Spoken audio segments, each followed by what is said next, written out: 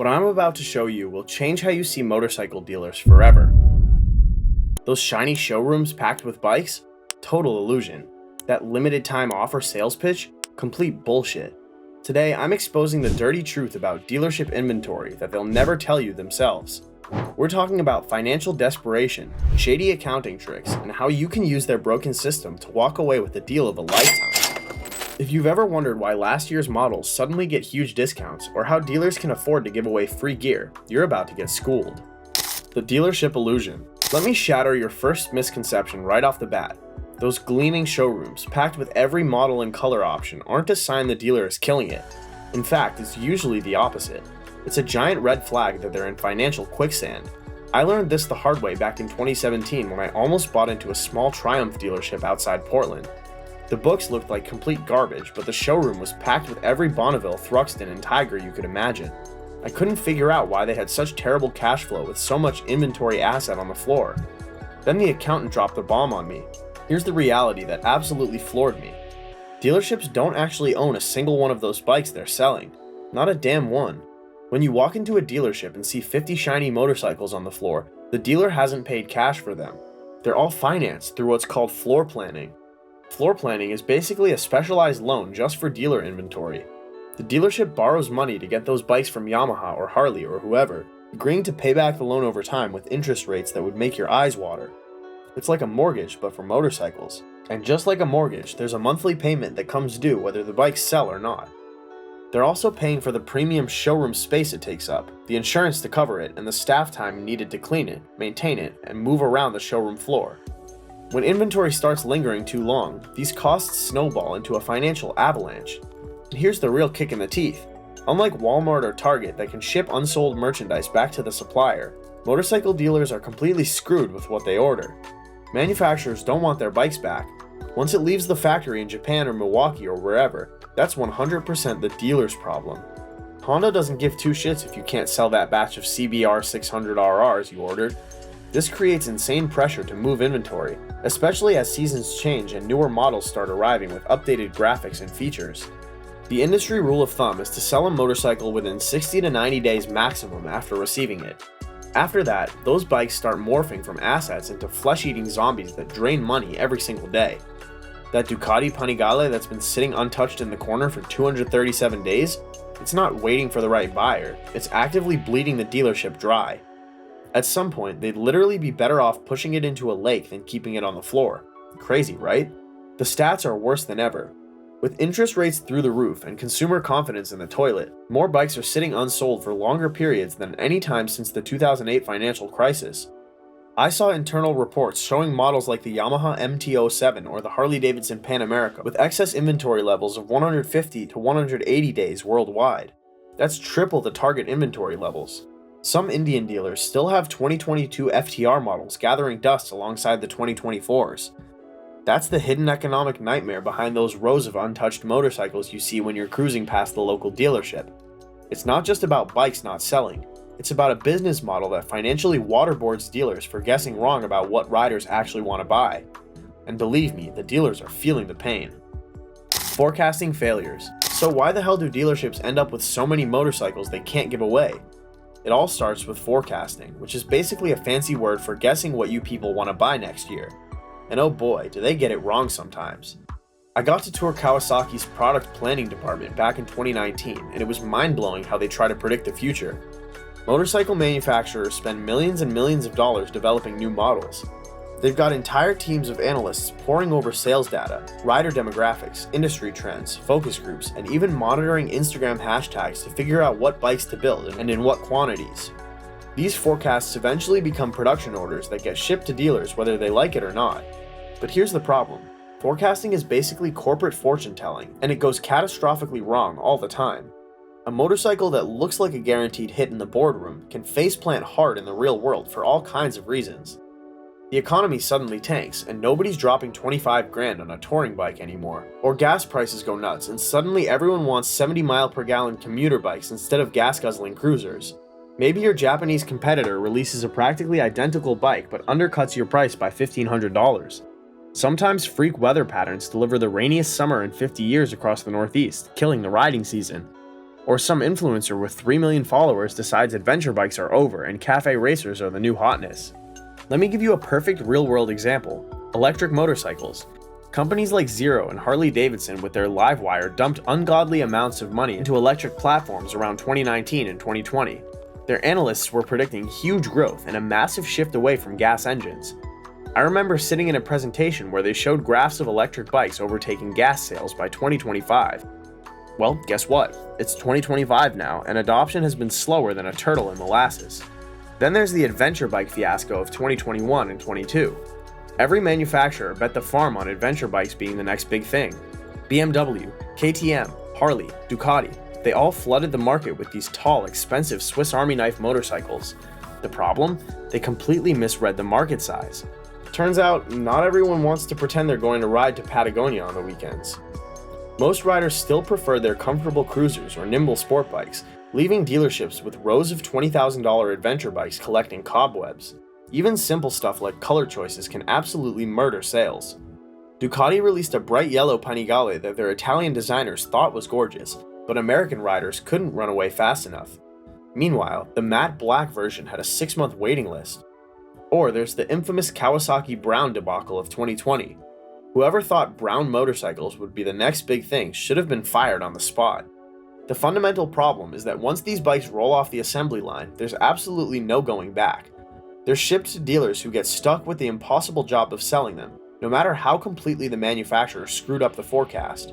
And when that 60-day window comes and goes without a nibble, panic sets in.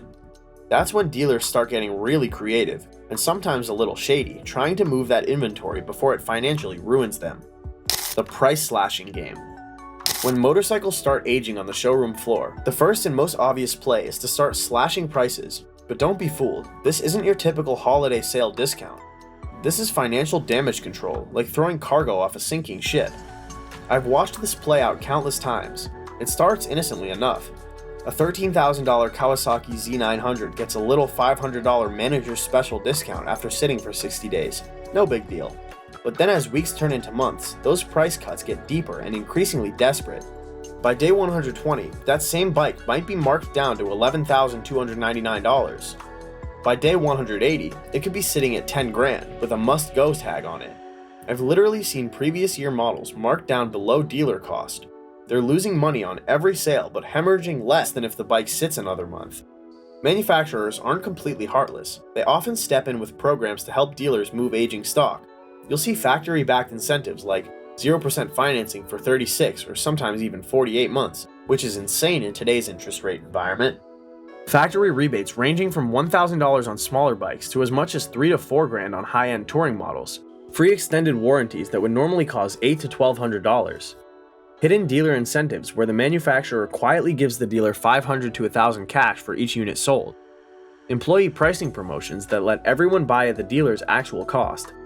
These factory programs give the dealers breathing room to negotiate without eating the entire loss themselves. But where things get really wild is at the individual dealership level. I've seen some absolutely desperate tactics from dealers drowning in aging inventory. They create these bundled value packages that are basically just price cuts in disguise.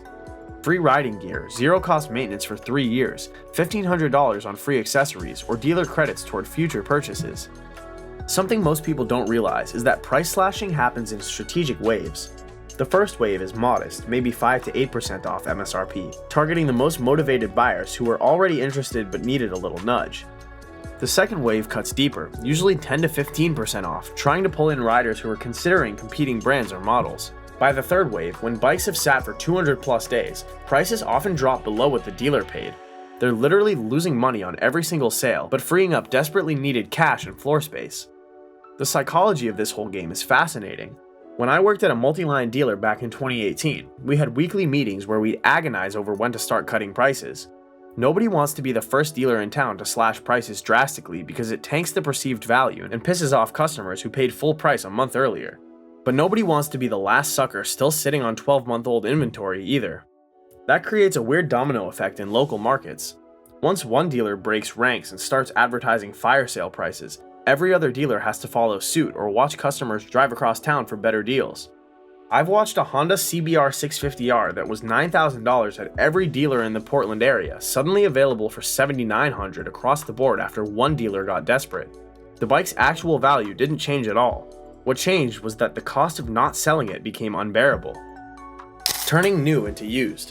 Alright, now we're getting into the really sneaky stuff.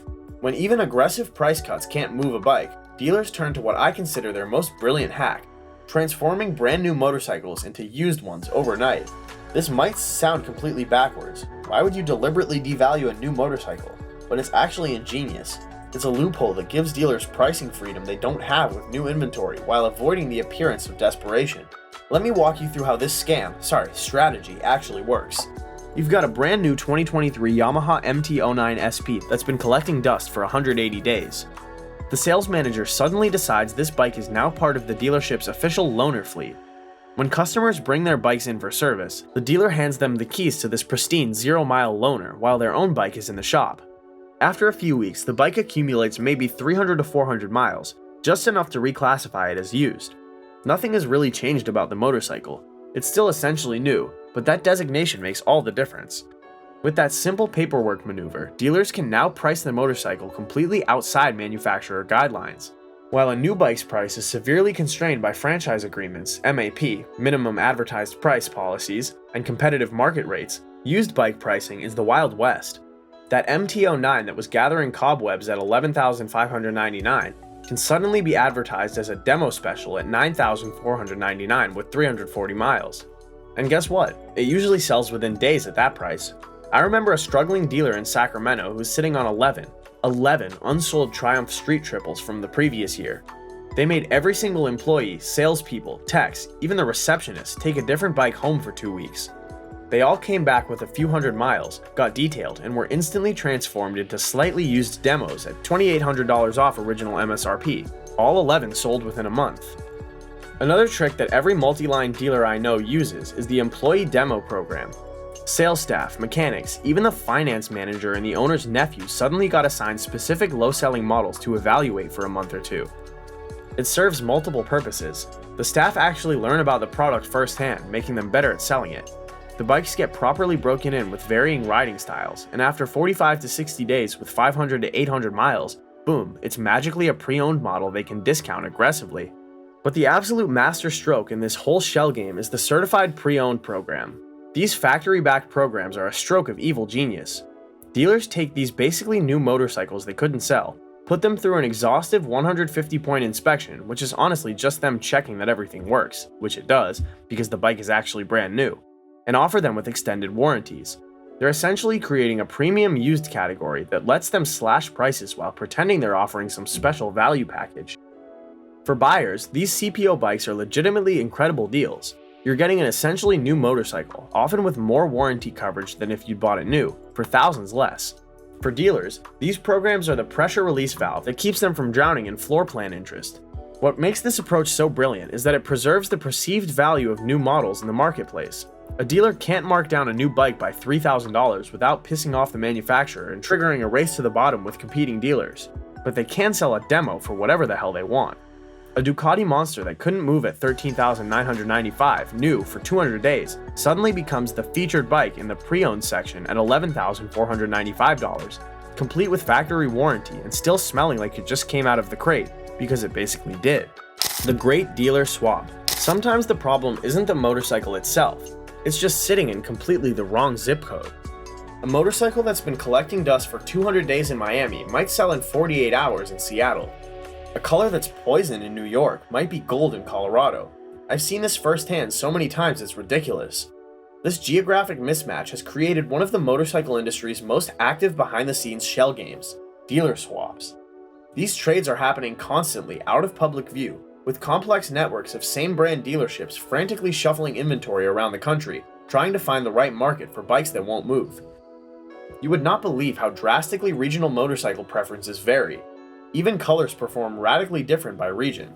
The lime green Kawasaki that's kryptonite in conservative Midwest markets, it's the first sell in Miami or Los Angeles. Here's how these swaps typically work. A dealer in Nashville might be drowning in sport bikes they can't move, while a dealer in San Diego is selling every sport bike they get in 72 hours and can't get rid of their cruisers. These dealers connect. usually through a regional sales manager or dealer forums, and work out trades. I've seen deals where a dealer in Chicago traded 3 slow-moving Ducati Scramblers to a Denver dealer for 1 high-end Multistrada plus some cash. Everyone wins.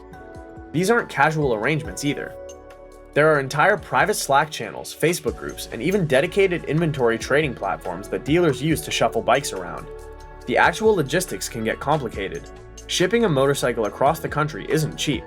It typically costs $600 to $900 per bike using dedicated motorcycle transport companies. But when you're paying $170 per month in floor plan interest on a bike that hasn't moved in 180 days, spending $750 to ship it to a market where it might actually sell starts looking like a bargain. Manufacturer regional offices usually help coordinate these swaps. They have visibility across their entire dealer network and can spot opportunities to rebalance inventory before bikes start aging too severely. The big multi-state dealer groups have a massive advantage in this game. If a corporation owns 6 Yamaha dealerships across 3 states, they can freely move inventory between their own stores without having to negotiate with other dealers. Freedom Power Sports in the Southwest does that constantly. Their Texas stores always have excess sport bikes that they can ship to their California locations, while their California cruisers head to Texas where they sell faster. Now, swaps aren't a perfect solution by any means. Beyond the obvious shipping costs, there's risk of damage in transit, delays, paperwork nightmares, and the possibility that a bike that won't sell in one region still won't sell in another. And eventually, if a model simply isn't selling anywhere, even the most strategic relocations won't fix the fundamental problem. That's when dealers face the nuclear option, sending perfectly good motorcycles to the auction block. The final stop, auction. When all else fails, price cuts, reclassification, swaps, unsold motorcycles head to auction. This is the industry's emergency exit, hidden from public view but processing thousands of bikes weekly. I've been to several auctions, and it's brutal. Those perfect showroom bikes? At auction, they're rolled through concrete warehouses in seconds. Mannheim, owned by Cox Automotive, dominates this space with huge facilities nationwide. Their Atlanta operation can process 200 motorcycles in under 2 hours, all behind closed doors where only licensed dealers can enter. Auctions come in 2 flavors: closed brand auctions where bikes stay within their dealer network, and open auctions where any licensed dealer can participate. The price drops are severe. A $15,000 Goldwing might fetch just $9,000, while a previous year Ducati might sell for 60% of its original value. For dealers, it's financial bloodletting, but the math eventually makes sense. When a bike costs $200 monthly in floor plan interest, taking a $3,000 hit becomes the rational choice. The buyers? Independent used dealers, rental companies like Eagle Rider, online marketplaces, parts recyclers, and exporters shipping to developing countries. That rental motorcycle on your vacation probably started as dealer overflow. I know an exporter in Florida who ships hundreds of auction bikes to South America annually, where outdated US models are still premium products. Dealers hate sending bikes to auction. One manager calls it the walk of shame, but it's the pressure valve that prevents dealerships from collapsing under inventory weight. The manufacturer's dilemma. While dealers suffer immediately, manufacturers face their own inventory nightmares. During the pandemic, production planning went haywire. Cuts anticipating collapse, followed by ramping up during the boom, then massive oversupply when the market cooled in late 2022. When manufacturers overproduce, they have limited options. They can warehouse bikes until demand returns, but storage costs add up fast. They can redirect models to overseas markets, as that underpowered 500cc American riders rejected might be premium in Southeast Asia. Some manufacturers offload bikes to fleet buyers such as police departments, riding schools, rental companies at 30 to 50% discounts. Others create desperate dealer incentives. One Japanese brand offered dealers $2,000 cash per bike, plus free floor planning on an overproduced sport tourer. The absolute last resort? Scrapping. Industry insiders confirmed it happens with catastrophic failures. They salvage engines and electronics, then destroy the rest, similar to fashion brands burning unsold clothing rather than discounting. These issues create tension between factories and dealers. I witnessed a shouting match at a meeting between a dealer and factory rep over slow-selling cruisers. Some brands are adapting: Triumph with demand-based production, Ducati with artificial scarcity, Japanese brands exploring build-to-order. But most still operate with outdated models that consistently create these expensive inventory gluts. A buyer's market. If there's one winner in all this inventory chaos, it's you, the motorcycle shopper. We're in the best buyer's market I've seen in 15 plus years around the industry. Smart buyers who understand dealership struggles can score insane deals.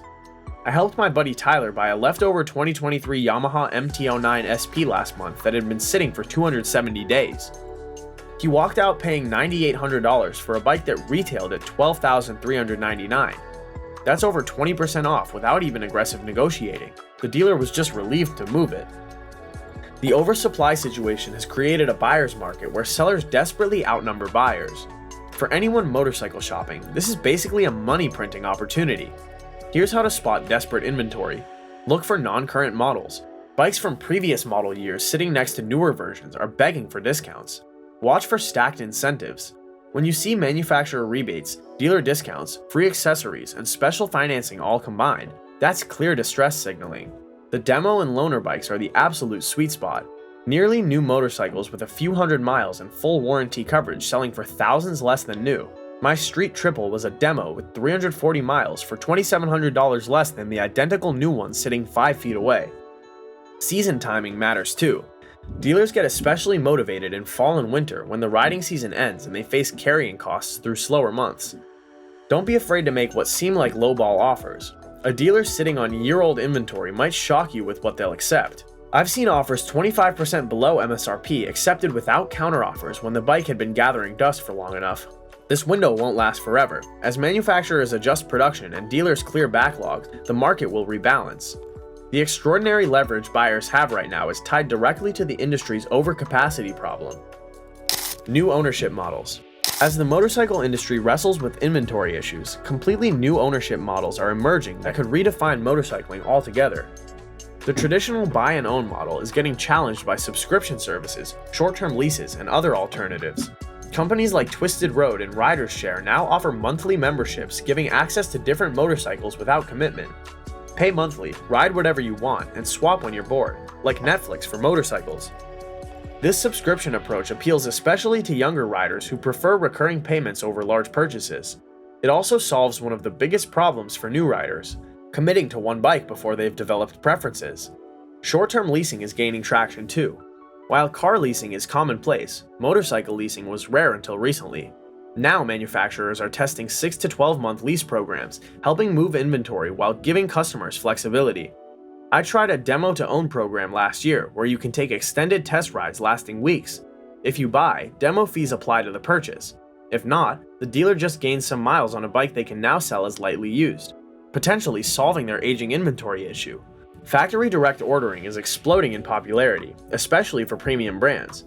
Instead of dealers maintaining huge inventory, customers order exactly what they want directly from manufacturers who build to specification. Indian Motorcycles is pioneering this approach, and their dealers love maintaining less floor plan inventory. These alternatives reflect a broader shift in ownership psychology. Many riders now view motorcycles as experiences rather than assets. Just like we upgrade phones or switch apartments more frequently than previous generations, the same approach is applying to vehicles.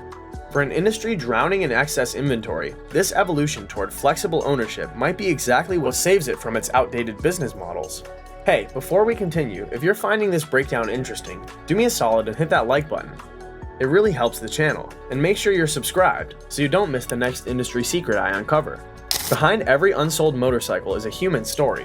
The sales reps watching commission checks shrink, the dealer principal sweated payroll, the technicians worried about reduced hours. These inventory problems affect real people first, balance sheets second. Dealership employees feel the pressure most directly. I've known sales reps who went from making $7,000 a month during peak season to barely clearing minimum wage when inventory stagnated. When price cuts hit aging stock, their commissions get slashed even further. Many dealership staff take second jobs in winter just to make ends meet. Service departments suffer too. New motorcycle sales drive warranty work, setup, and accessory installations. When front-end sales drop, the service department feels it months later. At smaller shops, even master technicians with decades of experience might find themselves with cut hours or handling other duties just to stay employed. I still remember the day a family-owned dealer near me closed after 32 years in business. They simply couldn't carry their floor plan anymore. 20 people lost their jobs, the owners lost their retirement plan, the community lost a gathering spot, all because forecasts didn't match reality, and inventory costs spiraled out of control. Managers face the impossible task of keeping morale high while dealing with financial pressure. They're stuck explaining to customers why the bike they paid full price for last month is now $2,000 discounted. It's a customer service nightmare on top of a financial one. For smaller, independent dealerships, inventory problems can literally be existential threats. While major dealer groups have financial cushions to absorb slow periods, mom-and-pop shops operate on margins so thin that 3 months of poor sales can end decades of business. Even at the manufacturing level, the impact is real. Production schedules get adjusted, shifts get cut, workers face uncertainty. Factories in places like York, Pennsylvania or Spirit Lake, Iowa are often the economic anchors of their communities. When production slows because dealers are overstocked, entire towns feel the ripple effects. Despite these challenges, passion keeps the industry breathing. Most people working in motorcycling aren't just collecting paychecks, they genuinely love the machines and what they represent. That passion creates resilience even when market conditions turn brutal. Every bike finds a home. The good news in all this inventory chaos? Even the dustiest showroom queen eventually finds a rider. One way or another, almost every motorcycle produced ends up fulfilling its purpose, carrying someone down the road with the wind in their face. It might take longer than expected. The path might include more price tags, locations, or odometer miles than planned. But the motorcycle industry has built remarkably efficient systems to ensure that machines built for riding eventually get to do exactly that. There's something weirdly poetic about it. That sport bike ignored by dozens of shoppers might become someone's dream first motorcycle after enough time and price adjustments. The cruiser dealers couldn't give away might become someone's forever bike after being discovered at auction. Even motorcycles that take the most circuitous routes, from factory to dealer to auction to rental fleet, still deliver the fundamental motorcycle experience. They still create that incomparable feeling of freedom and connection to the road. The business details of how they find their riders become footnotes in their overall story. What amazes me is how rarely motorcycles are truly wasted. Unlike many consumer products that end up in landfills when they don't sell, motorcycles are too valuable and durable to discard. The industry's multi-layered marketing system ensures nearly every bike eventually finds productive use. So while unsold inventory represents a significant business challenge, it rarely means these machines don't fulfill their purpose. Through price adjustments, reclassification, relocation, and remarketing, the industry makes sure motorcycles built for the road eventually get their chance to ride. And that's really the silver lining to this whole story. Despite all the financial gymnastics, corporate miscalculations, and dealer desperation, these magnificent machines eventually end up doing what they were designed to do. They get ridden, create memories, and deliver that unique motorcycle experience we all love. Dealer incentives you never knew existed. Before we wrap up, let me share some insider secrets about dealer incentives that most riders have no clue exist. These are the hidden financial gains that can sometimes make the difference between getting an incredible deal and walking away empty-handed. Manufacturers offer dealers what's called stair-step incentives, where they get substantial bonuses for hitting specific sales targets. If a dealer has sold 18 motorcycles and their bonus kicks in at 20, those last 2 bikes might be practically given away because the bonus is worth more than the profit on those individual sales. Then there's the mysterious holdback, a percentage of the motorcycle's MSRP, usually 2 to 3%, that manufacturers return to dealers after a sale. It's essentially hidden profit that creates negotiating room below what seems like dealer cost. Some brands offer conquest bonuses when a dealer gets a customer to switch from a competing brand. If you're trading in a Honda for a Yamaha, the Yamaha dealer might have an extra $500 to $1,000 in manufacturer money they can use to sweeten your deal. These programs explain why sometimes a dealer will suddenly accept an offer they firmly rejected a day earlier, or why end-of-month deals are genuinely better. It's not just sales pressure, it's actual money on the line. The smartest buyers I know use this calendar of knowledge to their advantage. Shopping during the last weekend of a month, the last month of a quarter, or December when yearly bonuses are determined, can unlock thousands in additional savings simply because the dealer has bigger incentives to hit their targets.